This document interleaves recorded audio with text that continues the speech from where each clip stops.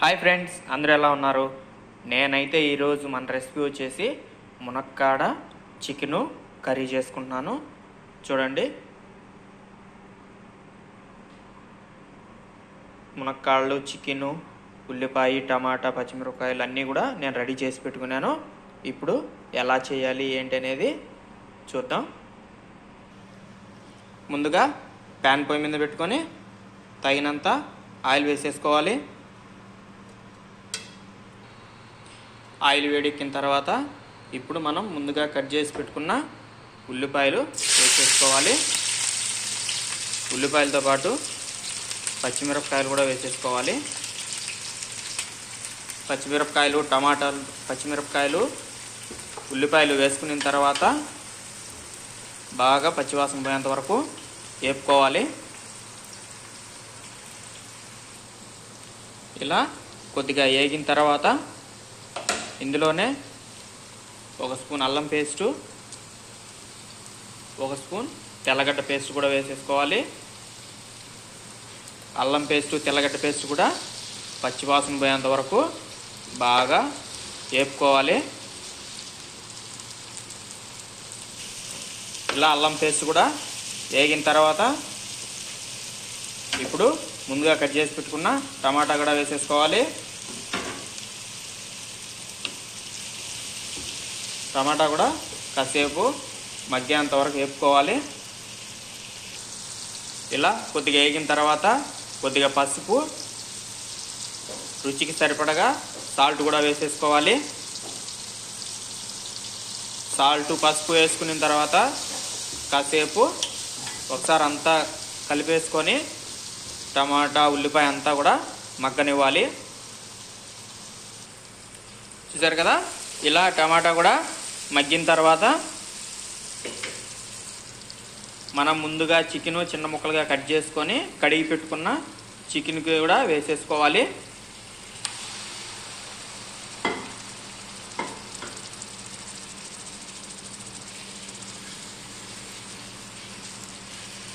Chicken, టమాటాలు, ఉల్లిపాయని మగ్గినవి కూడా చికెన్లోకి పట్టే విధంగా బాగా అంతా మిక్స్ చేసుకొని కలిపేసుకొని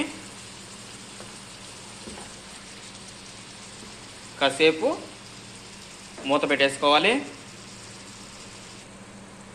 చూసారు కదా, చికెను ఇలా కొత్త ఉడికించుకోవాలి. నూనెలోనే బాగా చికెన్ మగ్గితే నీసు వాసన అనేది ఉండదు.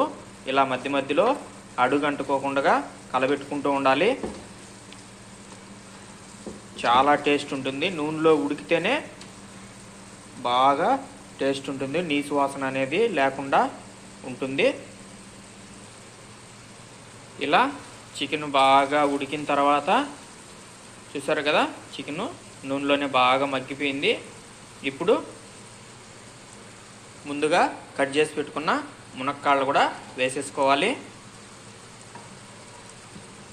వేసుకొని అంతా ఒకసారి కలిపేసుకోవాలి. చికెను, మునక్కాళ్ళు అంతా కూడా మిక్స్ అయ్యేలాగా కలిపేసుకోవాలి. ఇందులోనే 4 రెమ్మలు కరివేపాకు కూడా వేసేసుకోవాలి. కరివేపాకు ఇప్పుడే వేసుకొని, ఎందుకంటే చికెన్ కానీ మునక్కాళ్ళు కానీ ఉడికే కొద్దీ స్మెల్ బాగా నీసు వాసన లేకుండా స్మెల్ బాగుంటుంది, వాసన. ఇలా అంతా కలిపేసుకొని కాసేపు మగ్గించుకుందాం, మూత పెట్టేసుకుందాం.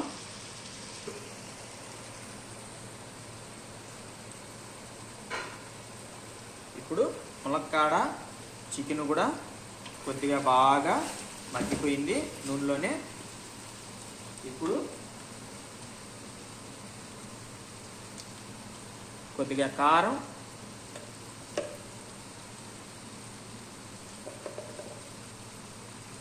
కొద్దిగా గరం మసాలా,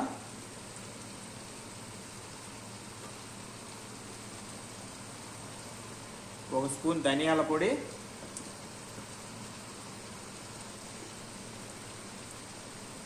కొద్దిగా జీలకర్ర పొడి,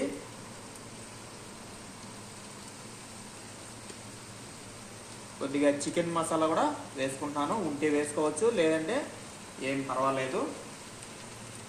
ఇప్పుడు అంతా మిక్స్ చేసుకోవాలి.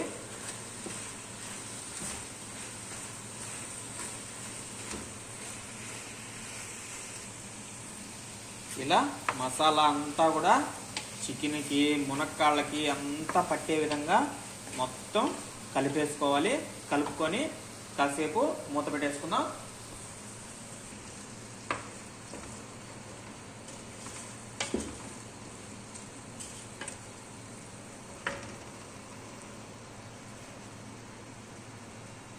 చూసారు కదా, ఇలా మసాలా వేసుకున్న తర్వాత కాసేపు నూనెలో మగ్గించుకొని ఒకసారి అడుగంటకుండా కలిపేసుకొని ఇప్పుడు మునక్కాడ ఈ ఉడకాలి కాబట్టి తగినన్ని వాటర్ వేసేసుకుందాం.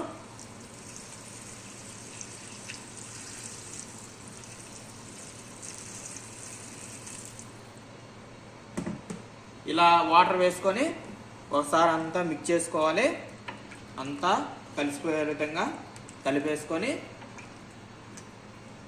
బాగా ఉడికించుకోవాలి. ఎంత ఉడికితే అంత నీసు వాసన ఉండదు, అంత బాగుంటుంది. ఉడికే విధంగా పెట్టుకొని కాసేపు మూత పెట్టేసుకుందాం.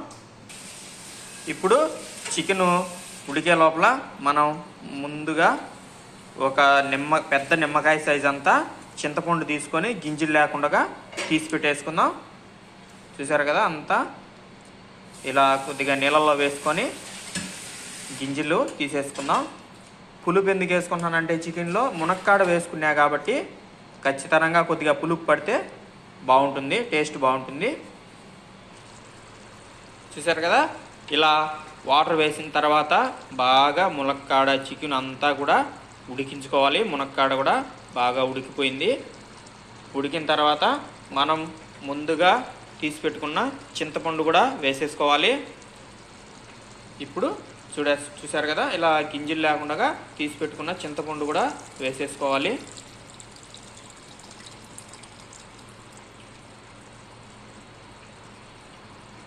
చింతపండు వేసుకొని ఒకసారి అంతా కలిసే విధంగా కలుపుకోవాలి.